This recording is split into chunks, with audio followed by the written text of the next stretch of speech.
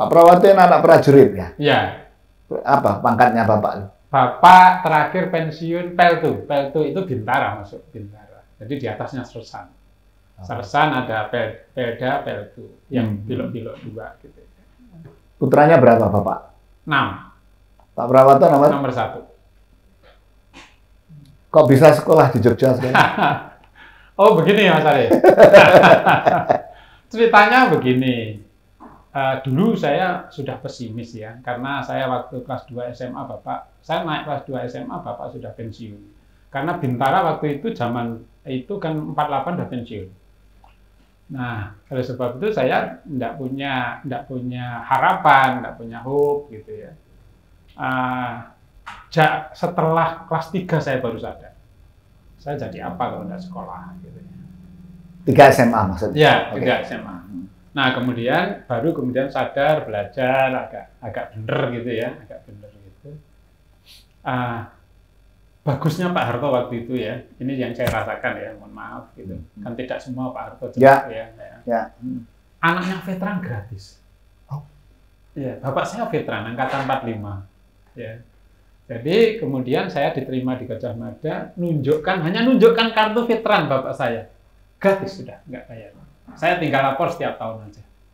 Sehingga saya waktu itu tinggal mikir makan. Dan ya maaf ya, sampai beli sepatu aja nggak bisa. Gitu.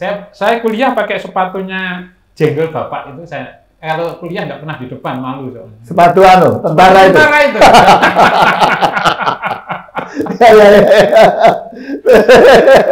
Dan waktu kos di Jogja, boleh percaya boleh tidak, saya kosnya di Samirono waktu itu, nggak ada listrik.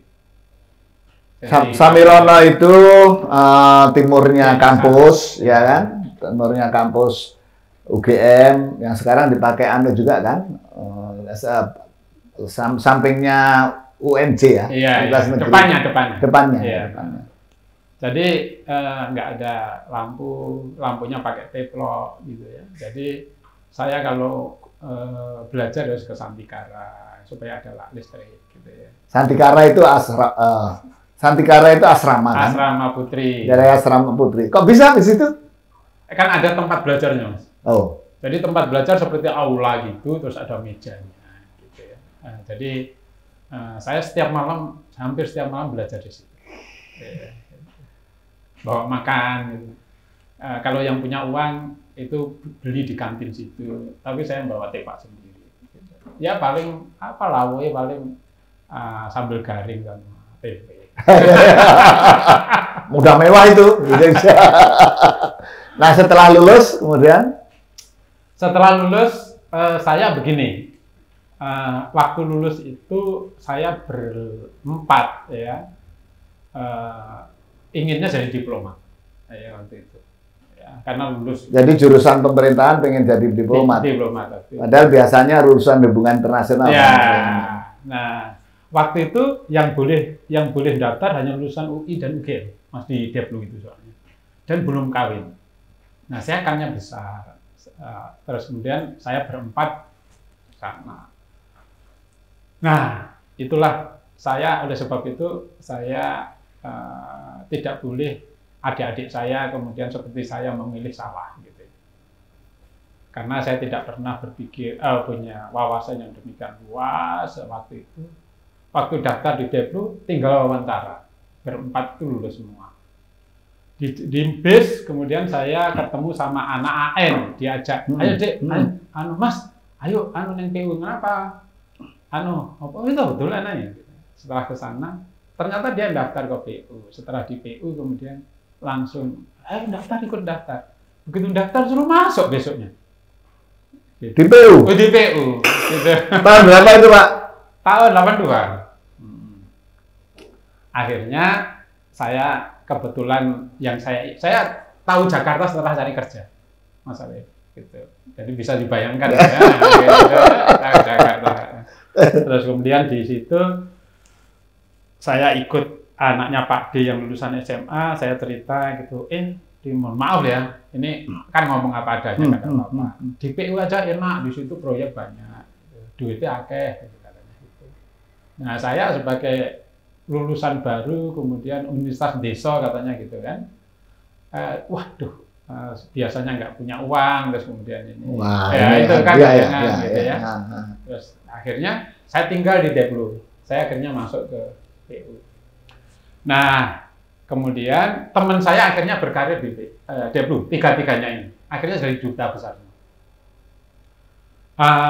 Akhirnya saya masuk baru sadar 6 bulan kemudian Mas Arief, saya jadi apa besok di sini? Ini kan habitatnya insinyur dan orang teknik. Baru sadar kemudian. Dari situlah kemudian yang buka waktu itu tingkat departemen penerangan. Nah, saya minta ditempatkan di Surabaya. Gitu ceritanya. Oh. Ceritanya gitu. Tidak daftar lagi, tapi tinggal pindah kan?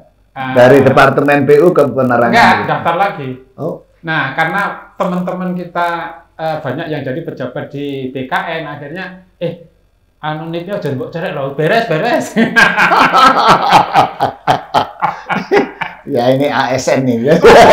Zaman itu ya. Zaman itu kan masih NIP itu penting sekali ya. Dan masih manual Mas Arief. Ya. Masih manual. Masih manual.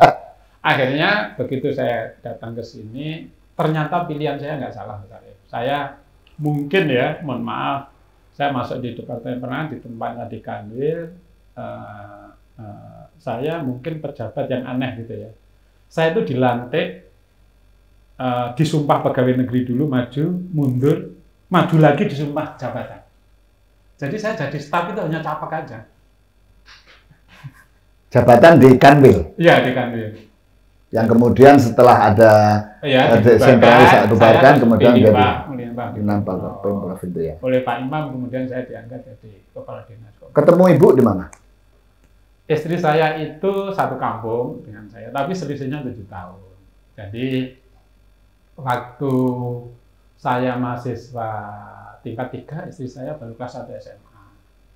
Ya karena dekat, kemudian kalau pas pulang itu kok lihat gitu ya, tetangga gitu ya. Ya situ. Terus akhirnya jadi sampai sekarang. Jadinya menikah setelah kerja ya? Iya, jadi saya setelah kerja begini Mas Arief. Jadi istri saya anak pertama. Anaknya orang nggak mampu juga gitu ya. Saya anak pertama. Kemudian saya pikir ibu anak orang kaya. Oh, enggak. Ya. Hanya kebetulan cantik aja. Ya.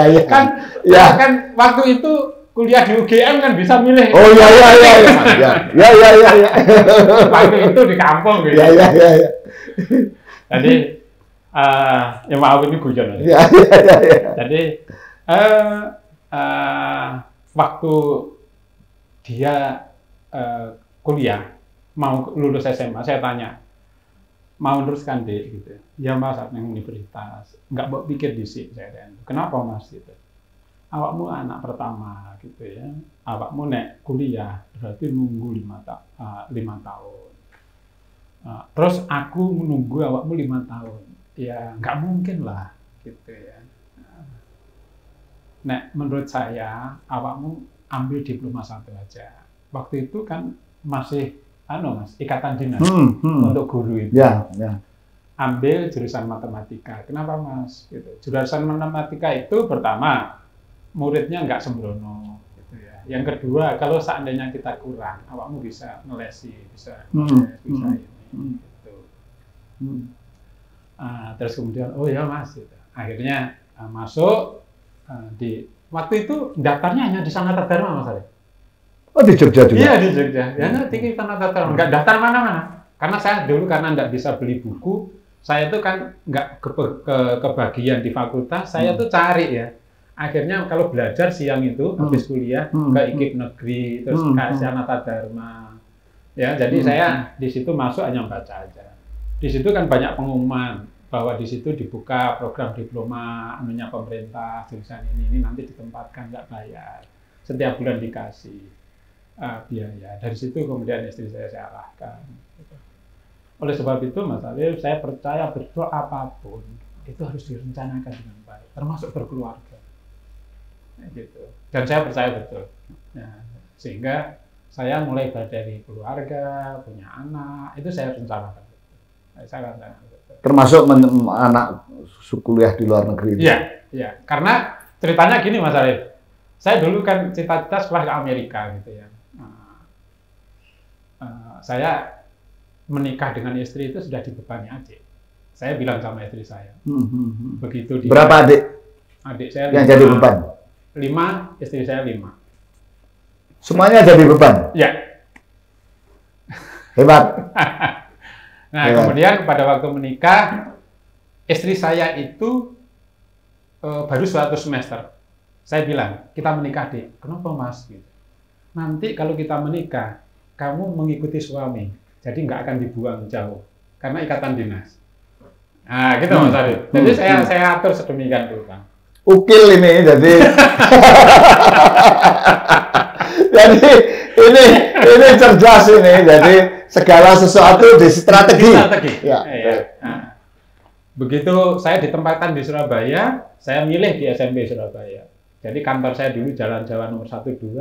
Kok ada SMP 6 Jalan Jawa nomor 24.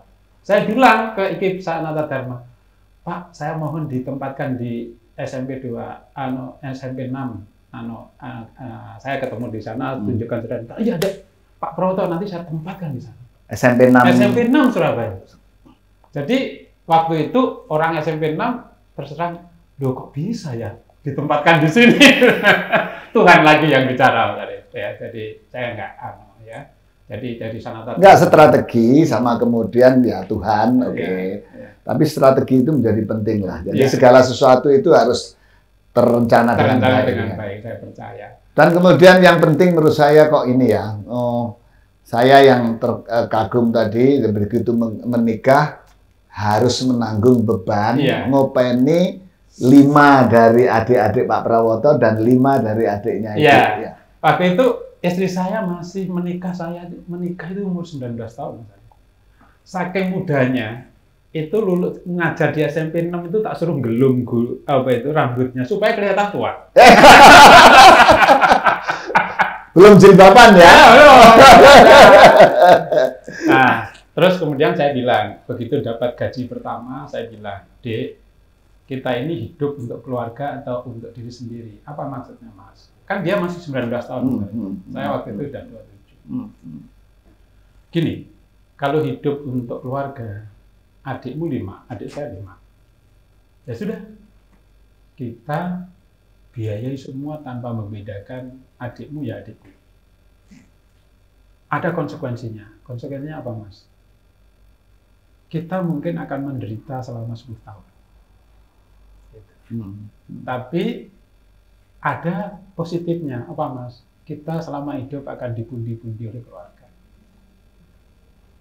Tapi kalau hidup untuk diri sendiri ya sudah, kamu pegawai negeri, aku pegawai negeri, ya sudah untuk hidup kita, untuk anak kita, untuk diri kita.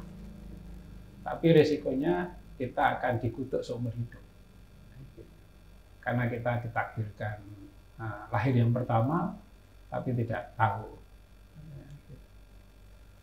Istri saya akhirnya ya sudah pilihan yang pertama aja. Siap menderita 10 tahun? Ya, siap. Jadi saya menikah itu langsung nggak punya anak, Mas. Kabeh langsung.